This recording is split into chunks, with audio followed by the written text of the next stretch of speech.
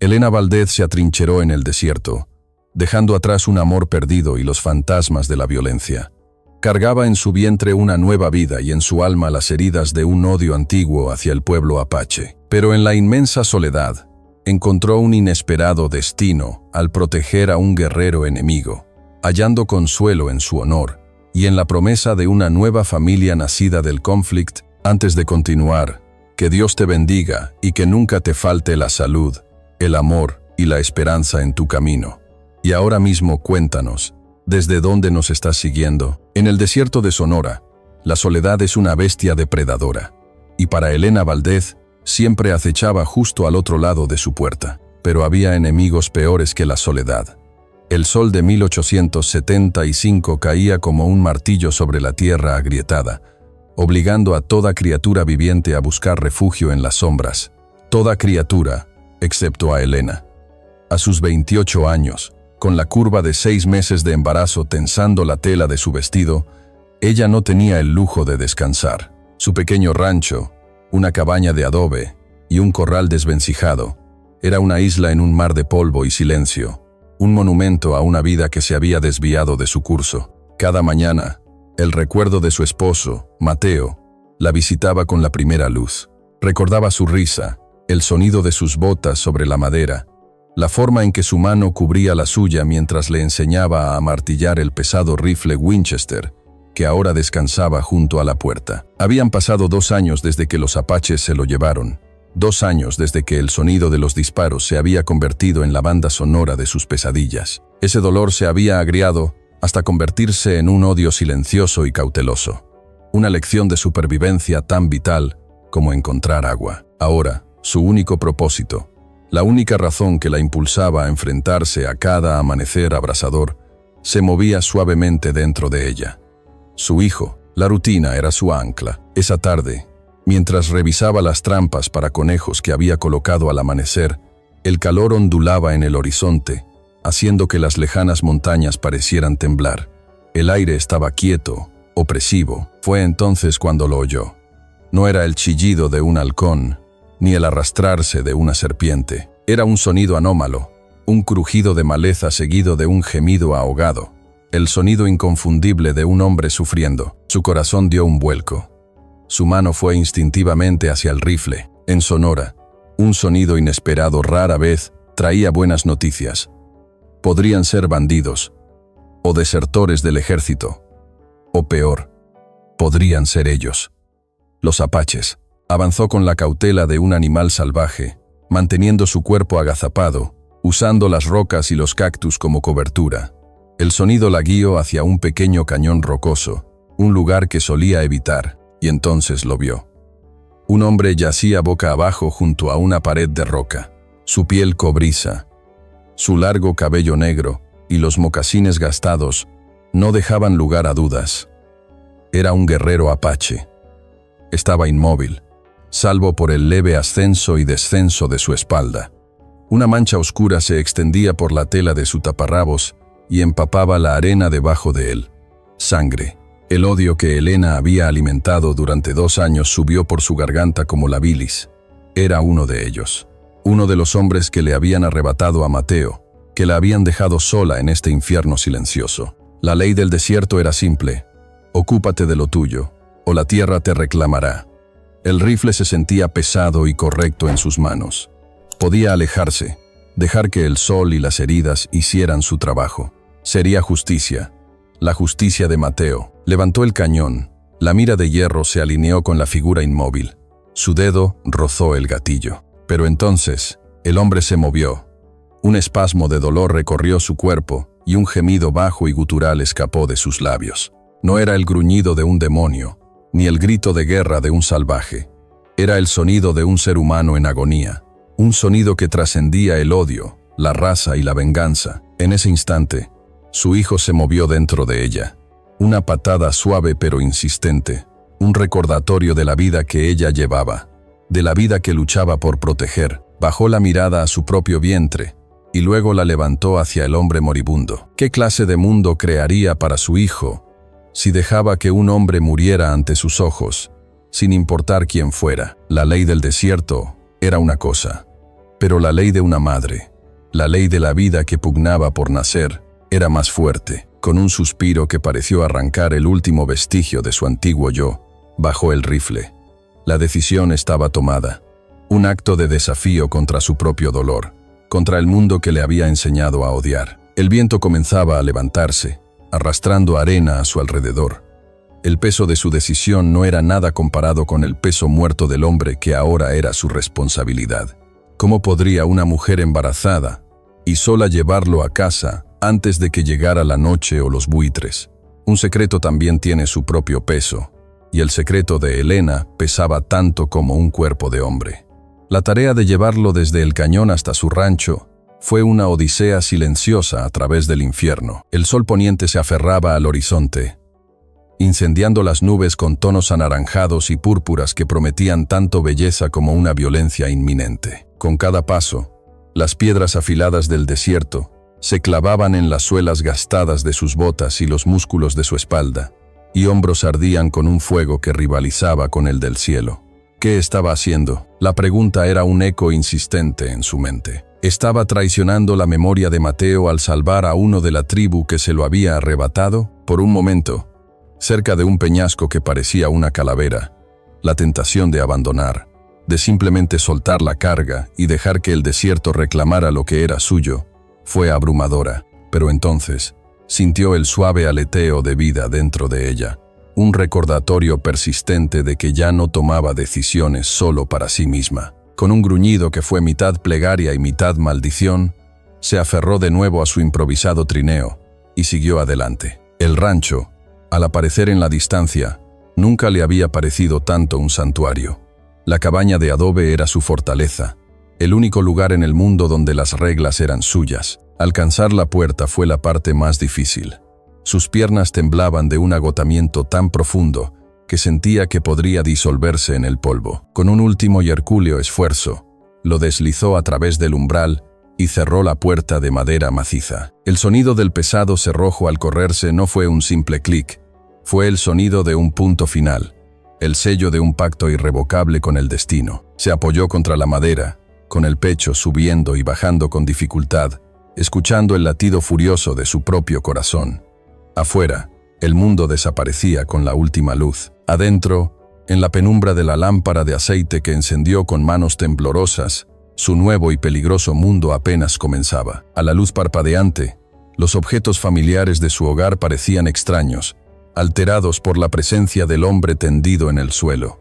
La silla vacía de Mateo en la esquina parecía juzgarla. Un trozo de bordado a medio terminar sobre la mesa era un vestigio de una vida más sencilla que ya no existía. Se arrodilló junto a él, la profesionalidad de hija de un médico de pueblo luchando contra el pánico de una viuda solitaria.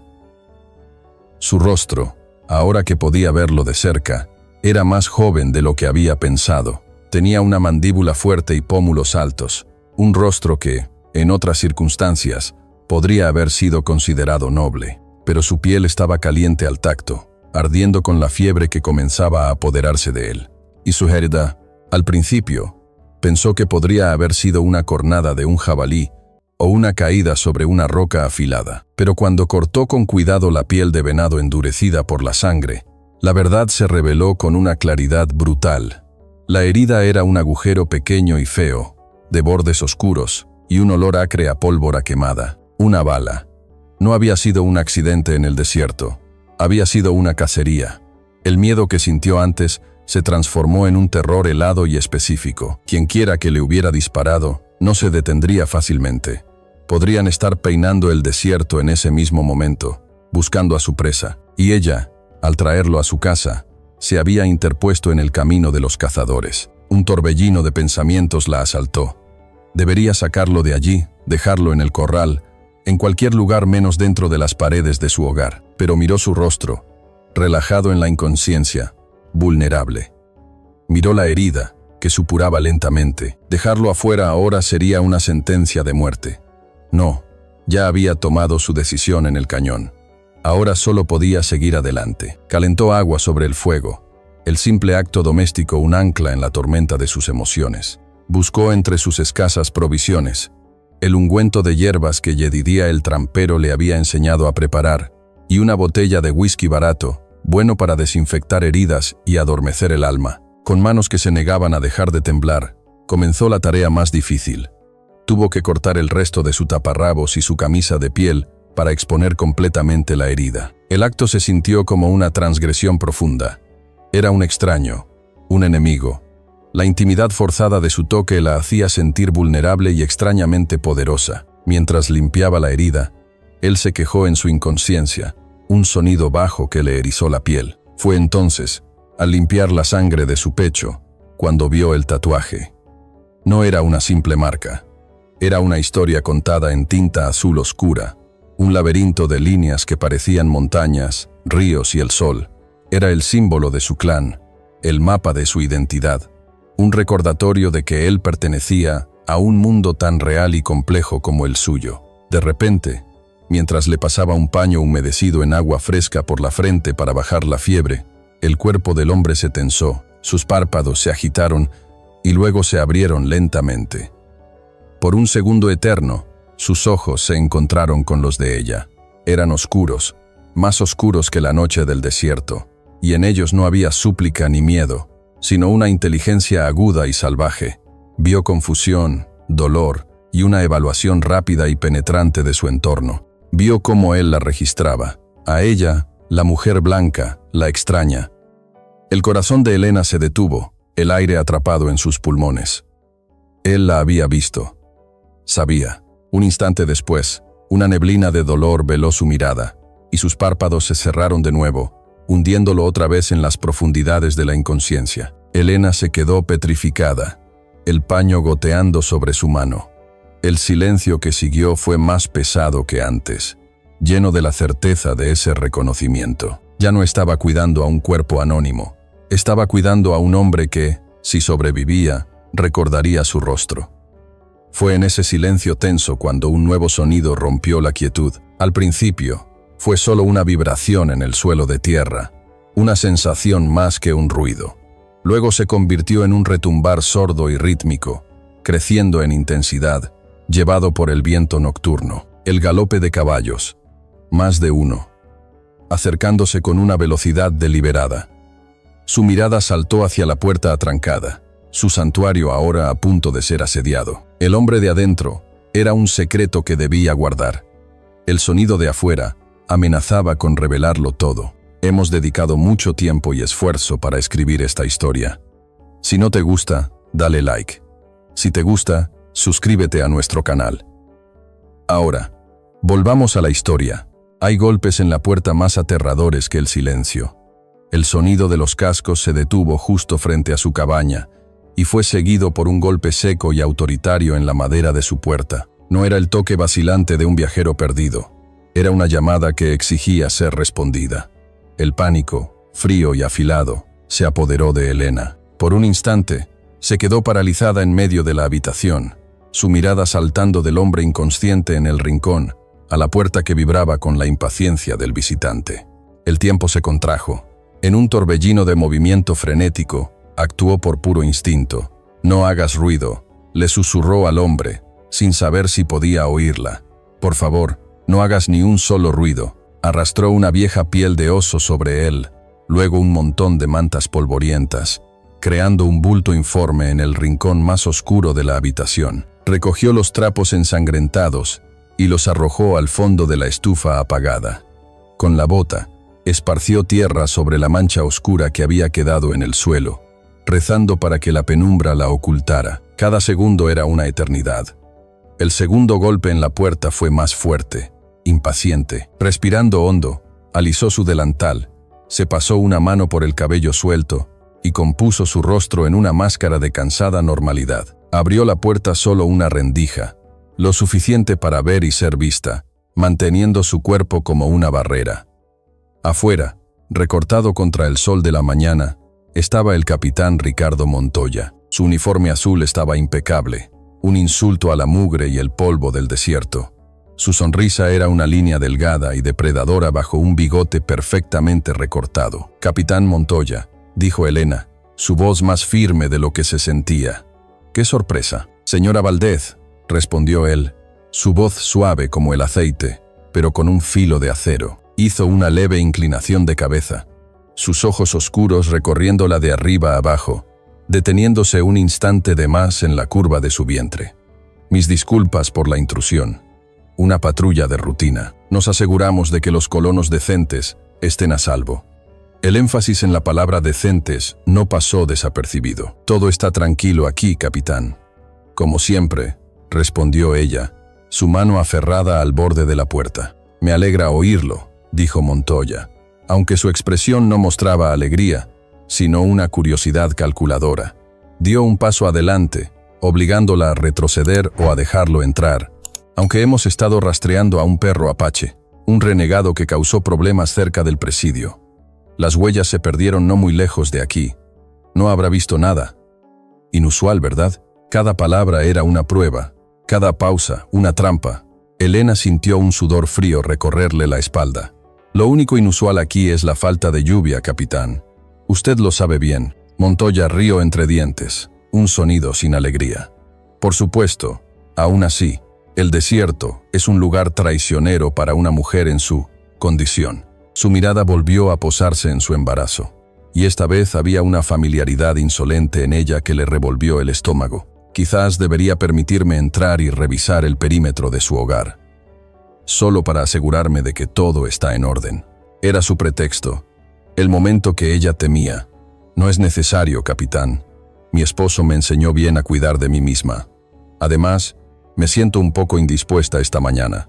Preferiría descansar. Intentó que su voz sonara débil, frágil, usando su condición como un escudo. Él no se movió. Su sonrisa se desvaneció, reemplazada por una máscara de impaciencia. Estaba a punto de insistir, de usar su autoridad para forzar la entrada, cuando un sonido casi imperceptible vino del rincón oscuro de la cabaña. Un gemido ahogado, el sonido de un hombre removiéndose en un sueño febril. El corazón de Elena se detuvo. Los ojos de Montoya se entrecerraron. Su cabeza se inclinó ligeramente, como un halcón que ha detectado un movimiento en la maleza. El mundo pareció reducirse a ese único instante de silencio aterrador. Sin pensarlo, en un acto de puro reflejo, Elena se tambaleó hacia atrás y soltó la pesada sartén de hierro que había dejado junto al fuego. El estruendo metálico al chocar contra el suelo de piedra fue ensordecedor, un caos de ruido que hizo que ambos se sobresaltaran. «¡Ay, Dios mío!», exclamó ella, llevándose una mano a la frente, fingiendo un mareo repentino. «¡Qué torpe soy!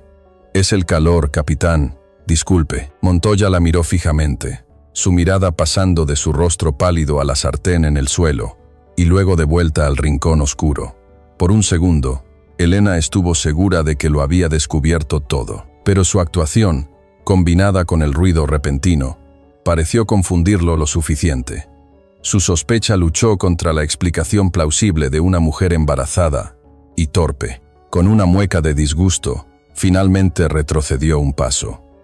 «Tenga más cuidado, señora Valdez», dijo, su tono ahora frío y cortante. «Sería una lástima que algo le sucediera, a usted o a su futuro heredero». La amenaza era inconfundible. «Mis hombres y yo estaremos acampados cerca del arroyo seco hasta mañana. Si necesita algo, o si recuerda haber visto algo, no dude en hacérnoslo saber». Dio media vuelta y se marchó sin otra palabra. Elena no se movió hasta que el sonido de los cascos se desvaneció por completo. Entonces, cerró la puerta y echó el cerrojo, su cuerpo entero temblando incontrolablemente.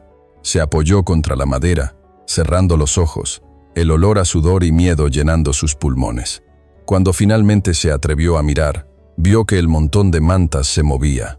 Itzcali había empujado las pieles a un lado. Estaba completamente despierto, apoyado en un codo, a pesar del dolor que claramente le causaba el esfuerzo. Su rostro era una máscara impasible, pero sus ojos oscuros estaban fijos en ella, ardiendo con una intensidad que la atravesó. No dijo nada. No tenía que hacerlo. Había escuchado y entendido cada palabra. El peligro exterior había pasado, pero uno nuevo acababa de comenzar.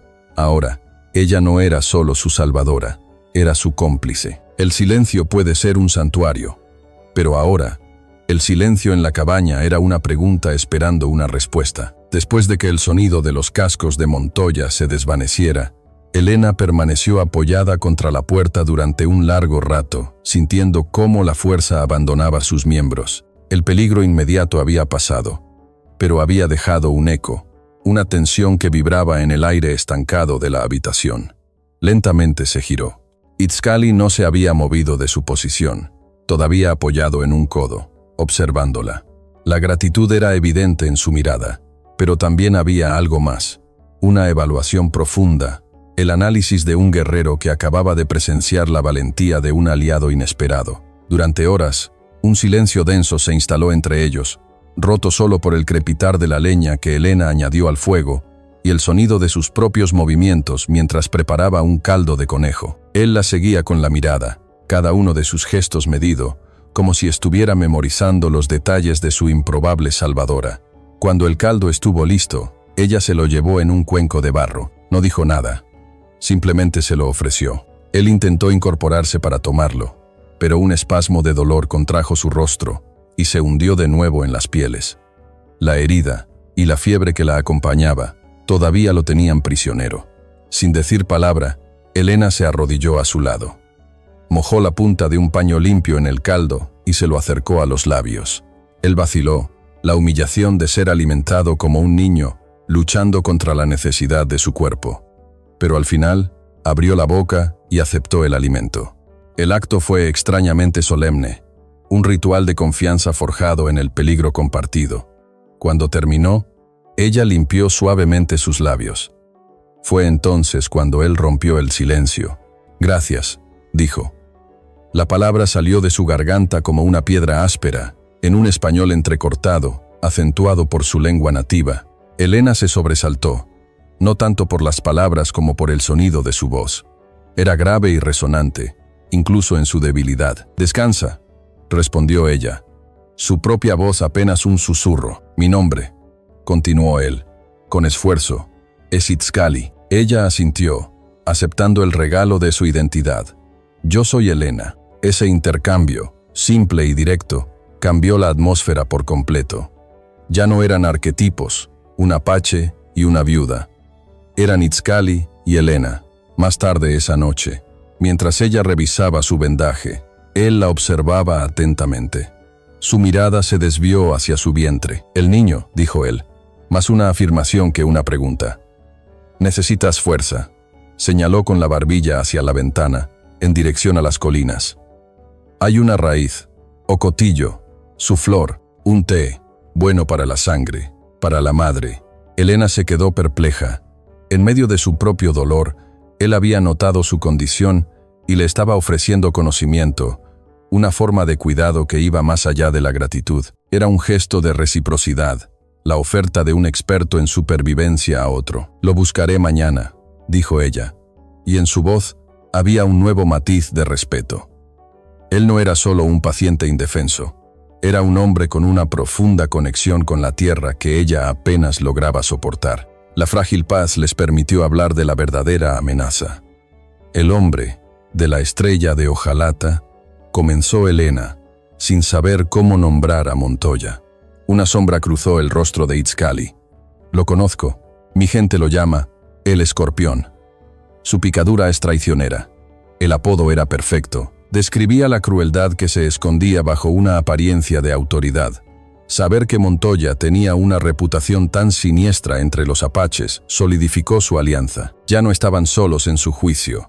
Compartían un enemigo conocido, un monstruo con nombre. «¿Por qué te seguía?», preguntó Elena. La pregunta que había estado ardiendo en su mente desde que vio la herida de bala. ¿Fue una batalla? Itzcali guardó silencio por un momento, sus ojos oscuros fijos en las sombras que danzaban en el techo de adobe. «No hubo batalla», dijo finalmente, su voz baja y cargada de un amargo desprecio. «Fue una emboscada. No eran soldados». Elena frunció el ceño. «¿Quiénes, entonces?». Él la miró directamente, y la intensidad de su mirada la hizo contener la respiración. «Hombres que cazan hombres por monedas. Hombres pagados por el escorpión, y otros como él». La verdad la golpeó con una claridad helada, disipando cualquier resto de duda o ambigüedad. La situación era mucho peor de lo que había imaginado. No se había tropezado con una víctima de la guerra fronteriza. Había interferido en un negocio, uno sucio y sangriento. No era solo un guerrero renegado. Estaba siendo cazado por dinero. Y al salvarlo, Elena acababa de pintar un blanco en su propia espalda. En el video anterior, les conté una historia muy intensa sobre la mujer embarazada que, a pesar de estar herida, arriesgó su vida para salvar a un apache moribundo de sed en medio del desierto. En este video veremos qué sucedió después de que aquella mujer rescató al hombre apache y cómo cambió su vida para siempre. Cada cicatriz cuenta una historia. Esa noche, dos almas comenzaron a leer sus respectivas historias. Los días se habían convertido en una semana, y la presencia de Itzcali en la cabaña de Elena había pasado de ser una crisis aterradora a una rutina silenciosa y frágil. La herida de su costado sanaba limpiamente, un testimonio del cuidado constante de ella y de la formidable resistencia de él. Con la recuperación de su fuerza física, una nueva dinámica se asentaba entre ellos. Ya no era solo la salvadora y el herido. Eran dos personas compartiendo un espacio confinado, dos mundos obligados a orbitar uno alrededor del otro, aprendiendo los ritmos de la existencia del otro en el silencio. Esa noche, el aire era más fresco, y el aroma del té de raíz de ocotillo que él le había enseñado a preparar llenaba la pequeña habitación. Mientras ella cambiaba por última vez el vendaje, sus dedos, ahora más seguros y menos vacilantes, rozaron una cicatriz más antigua, una línea pálida y plateada que se curvaba sobre sus costillas. La curiosidad, una emoción que casi había olvidado, la venció. Se encontró preguntando en un susurro, ¿y esta, es de una batalla? Itzcali bajó la mirada hacia la marca, y por un momento, un velo de distancia cubrió sus ojos, como si estuviera retrocediendo a un lugar donde ella no podía seguirlo. Las cicatrices de un guerrero eran su historia privada, un mapa de sus fracasos y supervivencias. Compartirlas era un acto de profunda confianza. La miró, vio la pregunta genuina en sus ojos, desprovista de morbo, y tomó una decisión. No fue una batalla contra hombres, dijo, su voz grave resonando en la quietud. Fue mi prueba. Tenía 14 inviernos. Debía cazar mi primer ciervo, solo. Lo rastreé durante 2 días. Cuando finalmente lo encontré, era un macho magnífico, más grande que cualquier caballo que hubiera visto. Me sentí un gigante. Hizo una pausa, una sonrisa fugaz y amarga en sus labios. El gigante fue arrogante. Hirió a la bestia, pero no la mató. Me embistió. Su cornamenta me arrojó contra un pino. Revivió el momento en su mente, el dolor agudo, el olor a resina y sangre. Mi padre me encontró al anochecer. Dijo que la tierra me había bautizado con dolor para que nunca olvidara respetarla. La arrogancia, dijo, es un veneno que un guerrero no puede permitirse. Elena escuchaba, cautivada. La historia, contada con una sencillez brutal, le abrió una ventana a una filosofía de vida completamente ajena a la suya. Para ella, el desierto era un adversario que debía ser conquistado para sobrevivir. Para él, era un maestro que enseñaba lecciones a través del dolor. Vio al muchacho orgulloso y asustado detrás del hombre, y el abismo entre sus mundos se sintió, por primera vez, un poco más estrecho. Él, a su vez, había aprendido a leerla a ella. Había visto la forma en que sus manos se posaban protectoramente sobre su vientre, la tristeza persistente que acechaba en las comisuras de sus labios, incluso cuando un pensamiento fugaz la hacía sonreír. Notó cómo su mirada a menudo se desviaba hacia una silla de madera vacía en la esquina, como si esperara que alguien apareciera. «Tú también tienes cicatrices», dijo él en voz baja, su percepción tan afilada como la punta de una flecha, «pero las tuyas están por dentro». La observación la golpeó con la fuerza de un golpe físico. Era tan directa, tan ineludible. Nadie se había atrevido a mirar su dolor tan de frente. Sintió que la armadura que había construido alrededor de su corazón se agrietaba. Las palabras comenzaron a fluir, primero como un goteo vacilante, luego como un torrente. Le habló de Mateo, no de la forma abstracta en que lo recordaban en el pueblo, como el pobre hombre que mataron los apaches. Le habló del hombre real. Le describió las callosidades en sus manos por trabajar la madera, el olor a sol y tierra que siempre lo acompañaba. Le contó su sueño de tener un rancho con 20 cabezas de ganado, de construir una habitación extra para el bebé, con sus propias manos. Estaba haciendo una cuna, susurró ella, las lágrimas que había contenido durante tanto tiempo finalmente rodando por sus mejillas. Dijo que nuestro hijo dormiría acunado por el trabajo de su padre. Itzcali permaneció inmóvil, su silencio un receptáculo para su dolor. No ofreció palabras huecas de consuelo, simplemente escuchó, su presencia una roca firme en la tormenta de su pena. Cuando sus sollozos se calmaron, él esperó un largo momento antes de hablar. Su voz teñida de una gravedad compartida. Mi hermano menor se llamaba Chayton. Significa halcón, dijo. Los soldados mexicanos lo mataron hace 3 inviernos. Estaba cerca del río, buscando huevos de pájaro. Ni siquiera había tenido su primera caza. Dijeron que su cuchillo para tallar madera parecía un arma. Contó la historia sin ira, solo con un vacío infinito. Mi madre no volvió a cantar desde ese día. Hombres con uniformes diferentes, hombres con piel diferente, pero todos mataron una parte de nosotros. Mataron a los soñadores. En el silencio que siguió, una verdad profunda se asentó entre ellos. Eran enemigos por decreto, por el accidente de su nacimiento, pero en el lenguaje universal de la pérdida, eran hermanos. El odio que Elena había albergado, una vez un fuego furioso, se había reducido a cenizas, revelando el terreno común de un corazón roto. Más tarde, para romper la pesada quietud, ella le sirvió el té de ocotillo en su taza favorita, la que Mateo siempre usaba.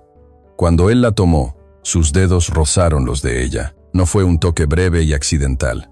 Por un latido, 2, sus manos se detuvieron, piel contra piel. Una calidez se extendió por el brazo de Elena, una sensación tan extraña y abrumadora que la dejó sin aliento. Era una calidez viva, humana, un eco de una conexión que creía enterrada para siempre. Levantaron la vista simultáneamente. En sus ojos, ella vio el reflejo de su propia conmoción, una vulnerabilidad que desmentía al guerrero, y algo más profundo, algo que la asustó y la atrajo en igual medida. Él vio en los de ella el final de la tristeza y el comienzo de un nuevo y aterrador amanecer.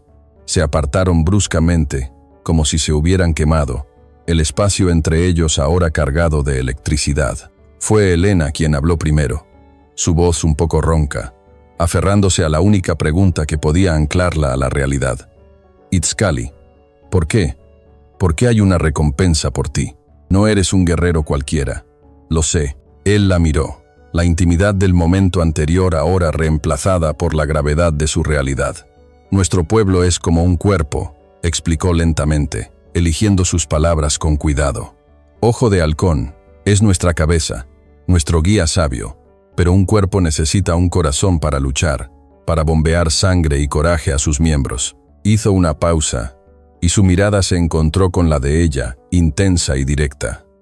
Yo soy ese corazón. Si me arrancan, el cuerpo puede seguir viviendo, pero ya no podrá luchar.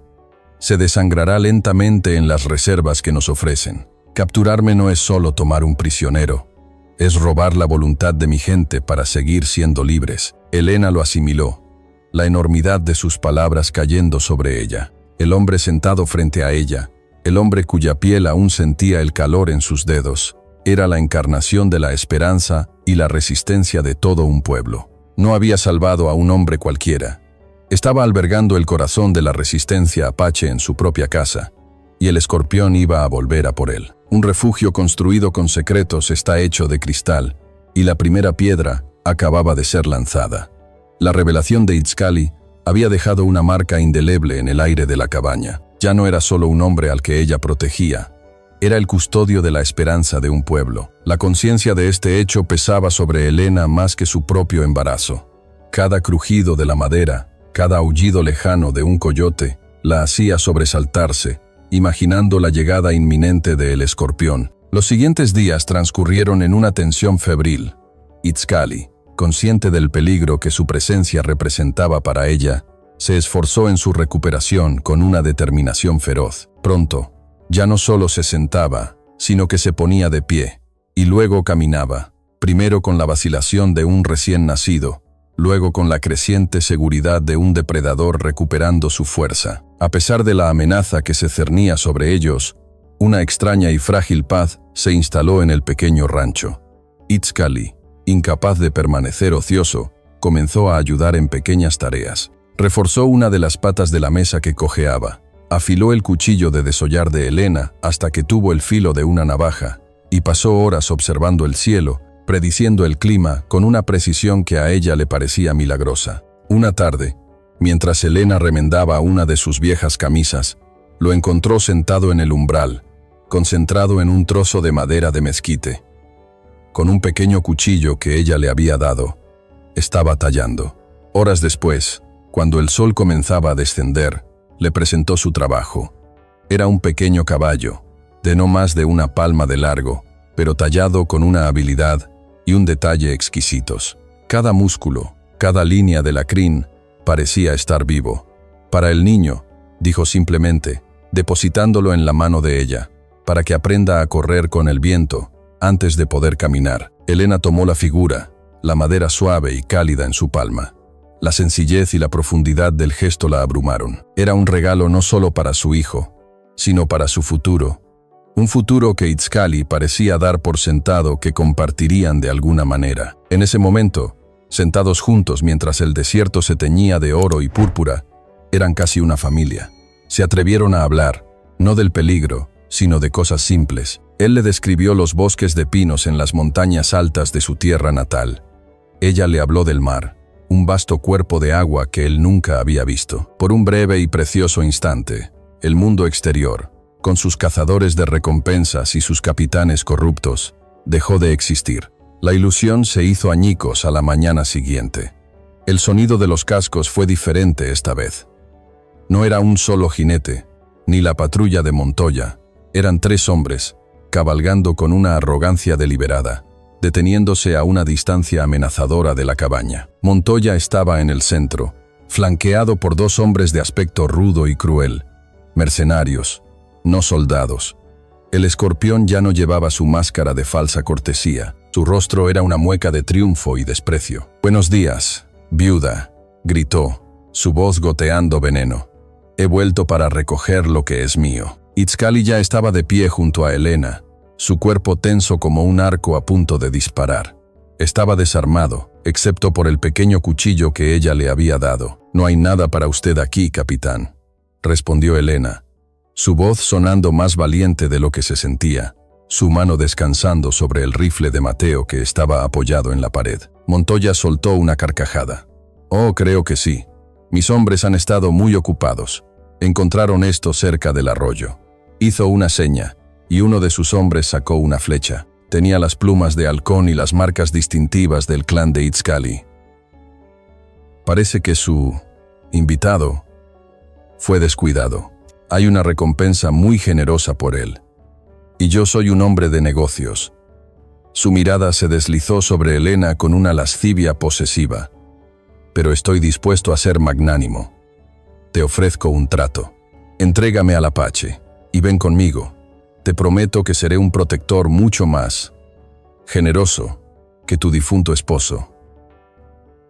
La insinuación era tan vil que a Elena le dieron náuseas.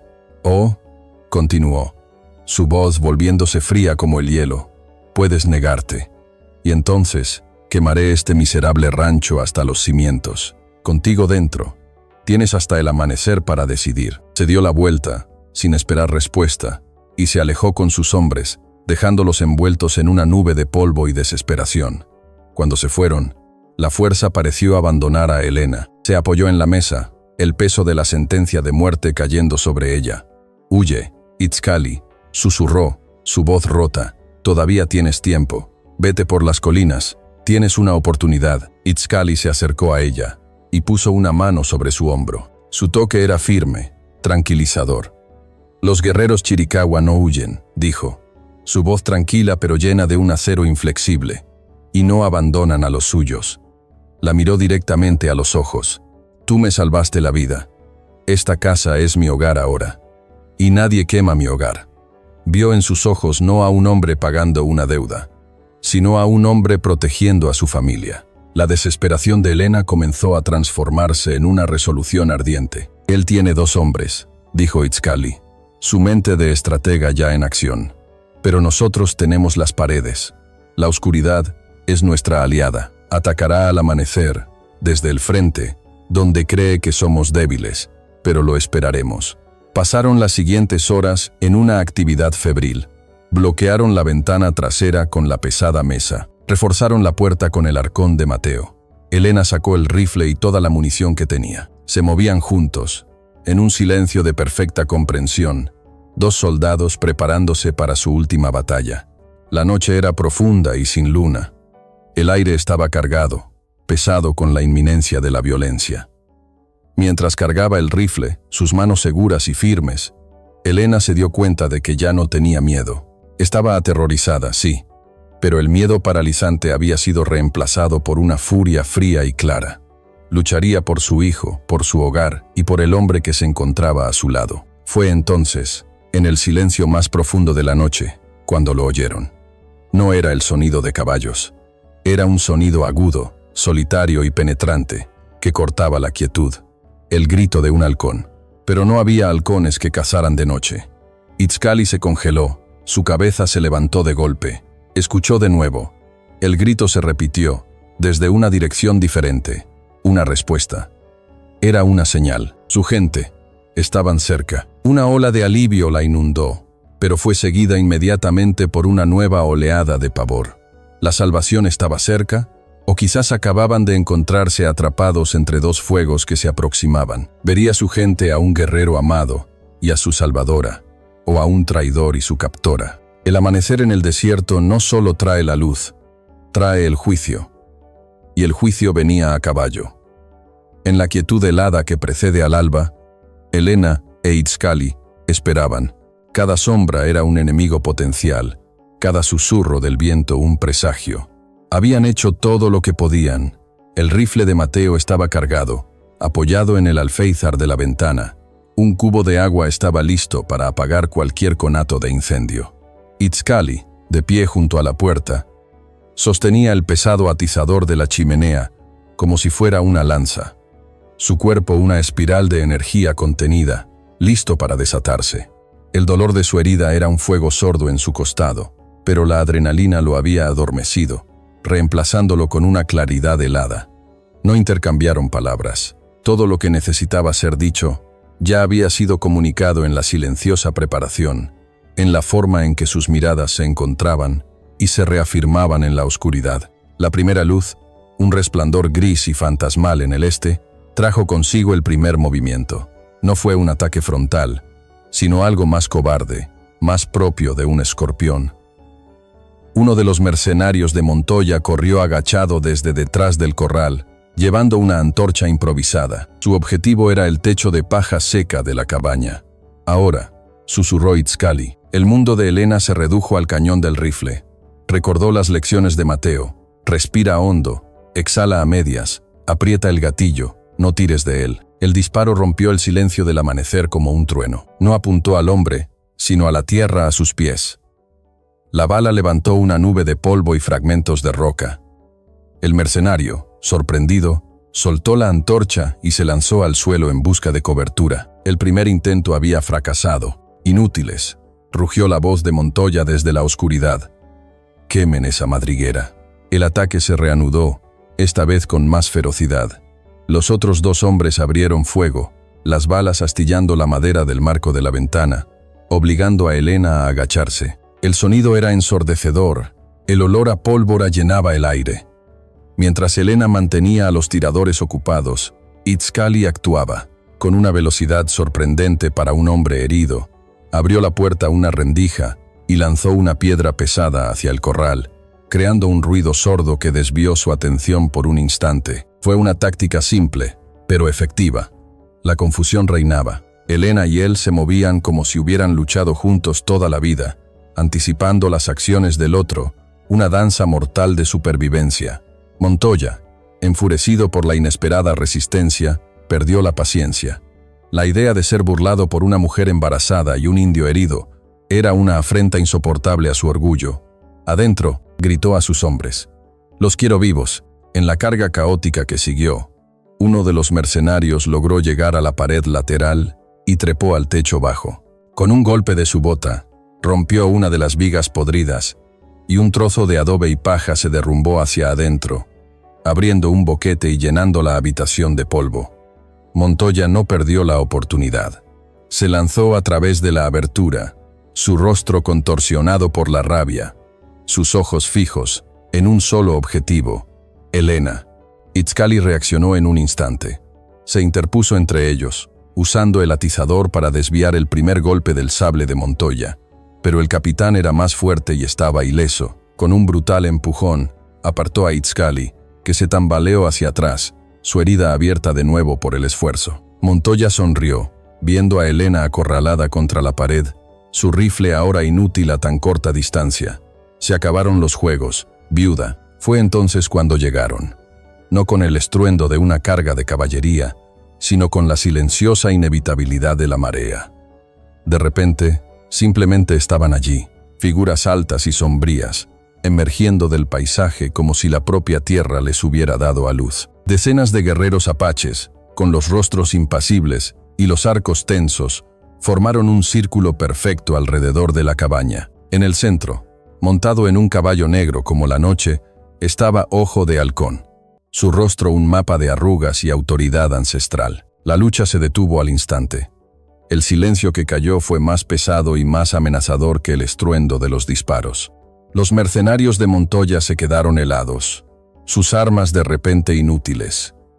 El propio Montoya se giró, su expresión de triunfo transformándose en una máscara de incredulidad y miedo.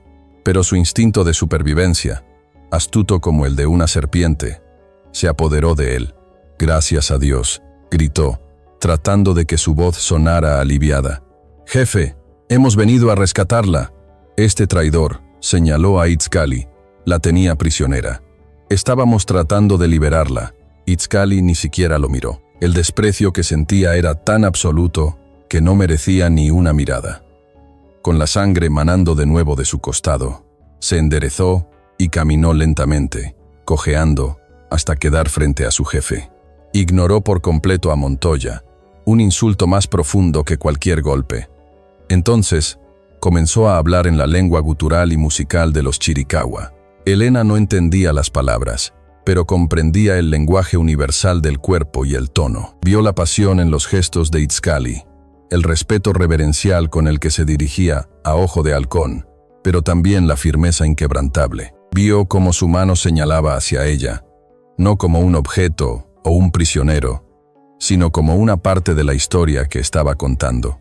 Y luego, hizo algo que selló su destino. Dio un paso atrás y se colocó ligeramente delante de ella, en una postura protectora. En ese momento, Elena supo lo que tenía que hacer. Con una calma que no sabía que poseía, dio un paso adelante y se situó a su lado, con el rifle de Mateo todavía en sus manos, pero no apuntando a los apaches, sino firmemente dirigido al pecho de Montoya. No necesitaban un idioma común.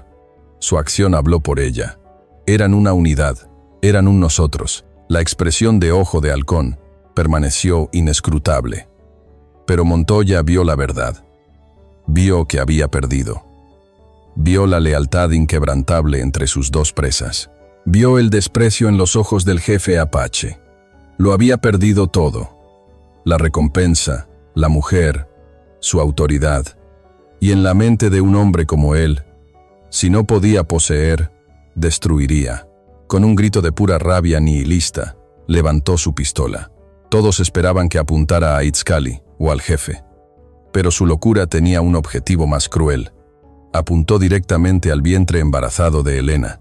«Si no puedo tenerte», gruñó, su voz rota por el odio, «nadie lo hará». Antes de continuar, si todavía crees en tu corazón que Dios siempre te observa y en silencio organiza todo, entonces en este momento, deja un comentario con amén debajo del video. Porque quién sabe, en el instante en que escribas esa palabra, la bendición llegará silenciosamente a tu vida. Un disparo resuena, y en su estela, un mundo termina y otro lucha por nacer.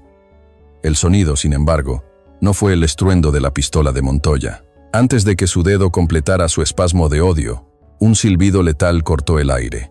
Una flecha, directa y certera desde el arco de Ojo de Halcón, encontró su marca en la garganta del capitán. Montoya se desplomó sin un sonido, su maldad extinguida en un instante de justicia silenciosa. Sus 2 mercenarios, al ver a su líder caído y verse rodeados por un círculo de guerreros impasibles, arrojaron sus armas con un gesto de rendición total. El silencio que siguió fue profundo y pesado. Todos los ojos estaban puestos en el jefe apache, quien desmontó con una gracia que desmentía su edad. Su mirada recorrió la escena, el cuerpo en el polvo, la cabaña humeante, y finalmente se posó sobre Itzcali y Helena.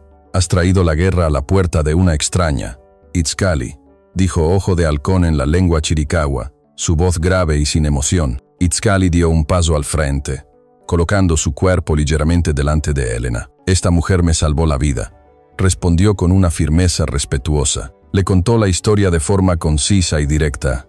La emboscada de los cazadores de recompensas, los días de fiebre y cuidado, y el desafío a El Escorpión. «La deuda de honor es mía». Ella actuó con un corazón fuerte cuando otros habrían huido. «Luché por ella como lucharía por mi propio pueblo». Los guerreros escuchaban en una quietud total, sus rostros como máscaras de piedra. Para ellos, las palabras de Itzcali desafiaban un siglo de odio y desconfianza.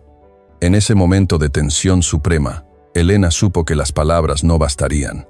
El miedo era un nudo helado en su estómago, pero la determinación lo superó. Con movimientos lentos y deliberados, entró en la cabaña. Tomó el cubo con el agua más limpia que le quedaba y un cuenco de barro. Salió de nuevo al sol de la mañana, caminando directamente hacia el formidable jefe. El espacio entre ellos parecía un campo de batalla en sí mismo. Cuando llegó frente a él, se arrodilló en el polvo, un gesto universal de sumisión y paz, y le ofreció el cuenco de agua. Un murmullo casi imperceptible recorrió las filas de los guerreros ante este acto de increíble valentía. Ojo de Halcón la miró fijamente. Vio el agotamiento, el miedo, pero sobre todo, vio una fuerza inquebrantable en sus ojos. Vio su vientre embarazado, un símbolo de vida en medio de la muerte. Vio que no era una enemiga, sino una superviviente, al igual que ellos. Lentamente, extendió la mano y tomó el cuenco. Lo levantó en un breve saludo y bebió. El gesto selló su destino. La tensión se disipó como la niebla de la mañana. Ojo de Halcón le devolvió el cuenco y luego habló, e Itzcali tradujo en voz baja para ella. «El escorpión está muerto. Su veneno ya no tocará esta tierra», dijo el jefe. «Mujer de corazón fuerte, has reclamado a nuestro guerrero con honor. Nuestro pueblo ha perdido muchos hijos. No perderemos a otro por un odio viejo». Su mirada se posó en ambos. «Itzcali ha elegido su camino. Tú y el niño que llevas, ahora camináis con él. Este rancho está bajo la protección de los Chiricahua». Dicho esto, Ojo de Halcón dio una orden. 2 guerreros se llevaron a los mercenarios prisioneros.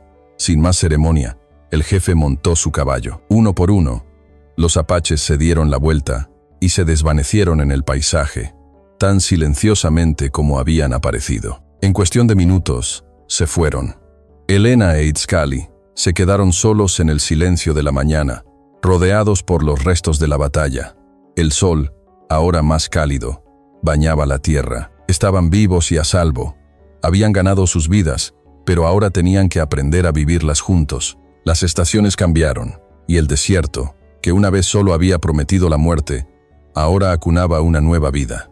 La primavera llegó al desierto de Sonora, no con una explosión de verde, sino con el florecimiento sutil y tenaz de los cactus y el regreso de un azul más profundo al cielo. El rancho de Helena ya no era una fortaleza solitaria. La puerta, que una vez estuvo siempre cerrada con cerrojo, ahora a menudo permanecía abierta, dejando entrar la brisa cálida y, a veces, a visitantes inesperados. Las mujeres de la tribu de Itzcali habían venido.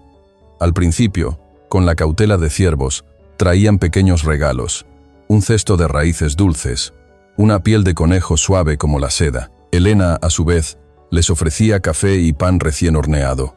Las barreras del idioma eran altas, pero el lenguaje universal de la maternidad las derribó. Nita, la esposa de Ojo de Halcón, una mujer de rostro sereno y manos sabias, fue quien estuvo al lado de Helena cuando llegó el momento. Con la ayuda de sus hierbas y sus cantos suaves, el hijo de Helena nació en la misma cabaña, donde su protector había luchado por su vida. Una tarde, mientras el sol comenzaba su descenso, Elena e Itzcali estaban sentados afuera, observando al bebé dormir en una cuna que Itzcali había tallado con esmero. Lo habían llamado Mateo Itzli, un nombre para el pasado que le dio la vida, y un nombre para el futuro que le había dado un guardián. El rancho estaba en paz. Un pequeño huerto, plantado con semillas que las mujeres apaches le habían enseñado a cultivar, prosperaba cerca del pozo. «¿Alguna vez pensaste?», comenzó Elena en voz baja, «que la vida podría ser así». Itzcali siguió su mirada hacia el horizonte. Su herida había sanado, dejando una cicatriz que era un recordatorio permanente de su viaje. «Mi gente cree que cada hombre tiene un camino que le es trazado», respondió. «A veces, el camino nos lleva a través del fuego. No sabía a dónde me llevaba, solo que debía seguir caminando». Puso su mano sobre la de Elena, un gesto que ahora era tan natural como respirar. «Mi camino me trajo aquí, a casa». Ella entrelazó sus dedos con los de él, su mano descansando sobre su vientre, ahora plano. Las cicatrices de ambos, la de él en el costado y la de ella en el corazón, habían comenzado a sanar. Ya no eran recordatorios del dolor, sino de la supervivencia y del amor que había florecido en el lugar más improbable. Su paz fue interrumpida por la llegada de un único jinete. Era Ojo de Halcón, que venía solo, no como un jefe de guerra, sino como un anciano. Desmontó y se acercó a la cuna. Miró al niño durante un largo rato, su rostro normalmente severo suavizado por una rara ternura. «Ha nacido en un tiempo de cambio», dijo el jefe, su voz un murmullo grave. De una pequeña bolsa de cuero, sacó una sola pluma de águila, blanca y perfecta. Con cuidado, la ató al poste de la cuna, donde se meció suavemente con la brisa. «Un regalo», explicó, «para que vuele alto y vea lejos, para que tenga la fuerza del águila y la sabiduría de la tierra». Se volvió hacia ellos. «He visto muchos inviernos. He visto el odio envenenar la tierra. Este niño», dijo, posando una mano arrugada sobre la cabeza del bebé, «no pertenece a tu pueblo ni al mío. Pertenece a esta nueva tierra. Él es la prueba de que incluso en el desierto más seco, la vida puede encontrar una manera de florecer de nuevo». Con esa bendición, se marchó tan silenciosamente como había llegado. Elena e Itzcali se quedaron de pie, uno al lado del otro, mientras el sol se derretía en el horizonte, pintando el cielo con pinceladas de naranja, rosa y violeta. El bebé, Mateo Itzli, se removió en sus sueños. El desierto, que una vez había sido un enemigo vasto y solitario, ahora los abrazaba con su belleza tranquila. Ya no era una tierra de fronteras y enemigos, era simplemente su hogar. La historia de Elena e Itzcali es más que un relato de la frontera. Es el eco de una verdad eterna que resuena en los cañones de nuestra propia vida. Nos enseña que en un mundo empeñado en construir muros de odio y miedo, el acto más valiente y revolucionario es, simplemente, abrir una puerta.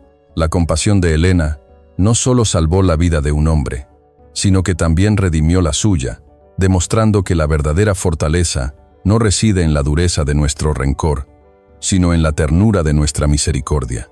Porque así como la flor más rara del desierto nace de la tierra más seca, la compasión más profunda a menudo florece en los corazones que más han sufrido. Te invitamos a tomar un momento para reflexionar sobre esta historia. Piensa en los desiertos de tu propia vida, en los muros que has construido. Quien quizás está esperando al otro lado, necesitando no un juez, sino un refugio. Si este relato ha tocado tu corazón, considera la posibilidad de ofrecer esa misma calidez a alguien que la necesite. Y si deseas seguir sintiendo el calor de relatos como este, la jornada no tiene por qué terminar aquí. A continuación, tienes 2 historias más que destacan directamente en tu pantalla. Si esta te encantó, no querrás perderte estas. Solo haz clic y échales un vistazo. Y no olvides darle like, suscribirte y activar la campanita para no perderte ninguna novedad de